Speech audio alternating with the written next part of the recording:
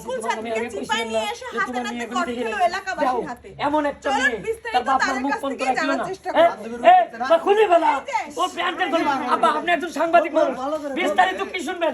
এমন একটা সওয়াল দেন, একটা টিচার মানুষ যে কত অভদ্র, এদের বুরকা পরে এই মেয়েটার সাথে কট খাইছে। আপনারা সবাই বিচার করবেন, টিভি চ্যানেলে বিচার করবেন। বিচার চাই ও ক্যান্সার কইরা দুধের মালা গলায় দিয়ে একই নাম ঘুরবো। আমার মাথা খারাপ করে দিছে আপা। আপনি সাংবাদিক মানুষ, আপনার কাছে একটাই বিচার প্রচার করবেন। এই শালা খুশি থেকে দেখেন না মনে হয় কিচ্ছু বুঝে না, মনে হয় কিচ্ছু বুঝে না। এত বড় খারাপ তুই স্কুল টিচার, প্রত্যেকটা টিচারের সম্মান নষ্ট করবি। এই সব টিচাররা জুতোর মালা করে দেবো। কত হয়েছে আপনি কে এলাকাবাসী নাকি? এলাকাবাসী এবার একটা শিক্ষক মানুষ, ওর সম্মান কোন জায়গায় নষ্ট করছে? ওর মতো এত একটা শিক্ষক নষ্ট করবি। এই স্কুল ছাত্রীর বা স্কুল শিক্ষকের কোনো গার্জিয়ান পক্ষ কেউ আসে না? গার্জিয়ানও বাধা হবি, চুনকালি মাখা হবি। আর এই মহিলা, এই তোমাকে ভালো মনে করছিলাম যে মেয়েরা কত পড়াশোনা করে ভালো, আর তুমি এই সিপাহি এসে একদম শিক্ষকের লাঠি লাঠি মনে করো। এলাকাবাসী আরো যে খালাম্মা আছে, খালাম্মার সাথে একটু কথা বলার চেষ্টা করবো। আন্টি একটু সামনে আসবেন। তো আন্টি এই যে আসছেন এখানে, আসার পরে যে মানে আপনার এই নিচে কিছু আছে না?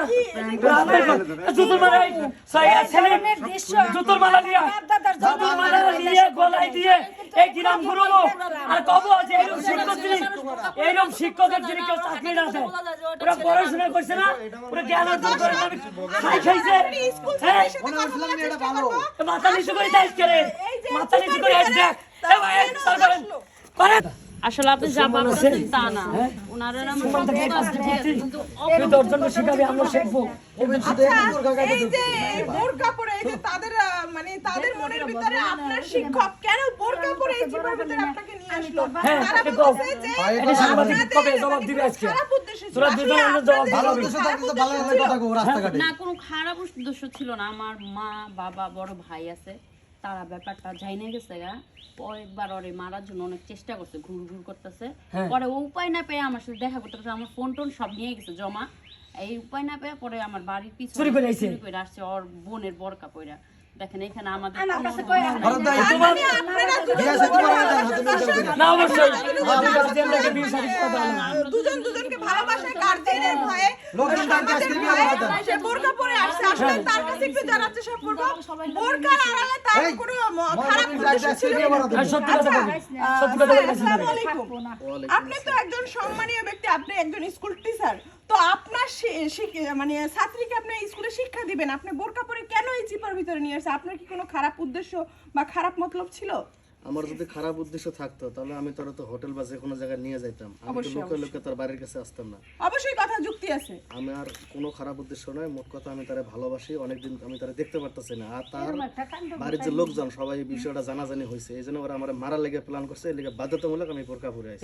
অনেক ভালোবাসি, যেহেতু মান সম্মান গেছে, সবাই ধরাধরি হয়েছে, আমি সবার কাছে অনুরোধ আমি বিয়ে করব। বলতেছেন বাজে প্রস্তাব, আপনারা কি নিজের কানে বা নিজের চোখে তো এরকম কিছু দেখেন নাই? দেখছেন শুধুমাত্র কি যে চিপায় তারা দুজন কথা বলছে, হাতে নাতে ধরছেন, এই তো? এটা তো অবশ্যই, কারণ সে একটা সাওয়াল মানুষ, সে একটা মেয়ে মানুষ, তারপর সাওয়াল মানুষ বোরকা পরে আসছে। খারাপ তো স্বীকারই করতেছে, তাদের ভিতরে রিলেশন চলে যে তার গার্জিয়ানের ভয় বোরকা পরে আসছে, এখানে তো খারাপ কিছু হয় না। ওর বাপ মা প্রস্তাব দেয় নাই, প্রস্তাব দেয় নাই তোমার বাপ মা দিয়া। আচ্ছা আপনার তো উচিত ছিল আপনার ফ্যামিলি অথবা তার গার্জিয়ানের কাছে বিয়ের প্রস্তাব দেওয়া।